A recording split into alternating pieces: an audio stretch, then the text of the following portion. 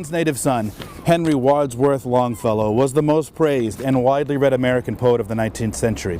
He was born right here at the corner of Hancock and 4th Streets on February 27, 1807. And this little historic marker says so.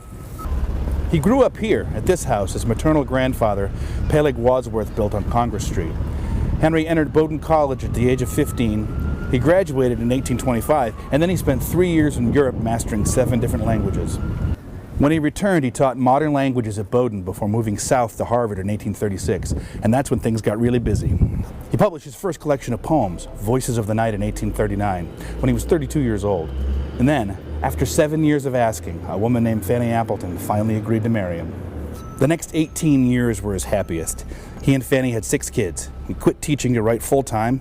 He published hundreds of poems, including The Song of Hiawatha, The Courtship of Miles Standish, and Evangeline. And he also wrote a little ditty that starts, "Listen, my children, and you shall hear of the midnight ride of Paul Revere." But tragedy struck in 1861 when Fanny died in a fire. He spent the next few years working on the first English translation of Dante's Inferno. But Henry recovered, and he went on writing poems, and getting more famous for another 20 years.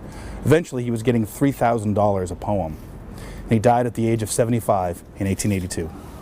6 years later, here in Portland, they put up this statue of him. It was sculpted by fellow Maynard Franklin Simmons.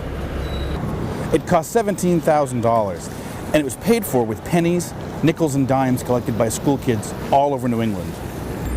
Their names are in a sealed box somewhere in the pedestal. Though Henry Wadsworth Longfellow lived most of his life in Cambridge, he never forgot his hometown, and he often visited his family here. In 1855, he published a poem called My Lost Youth. And in it he said, "I often think of that beautiful town that is seated by the sea.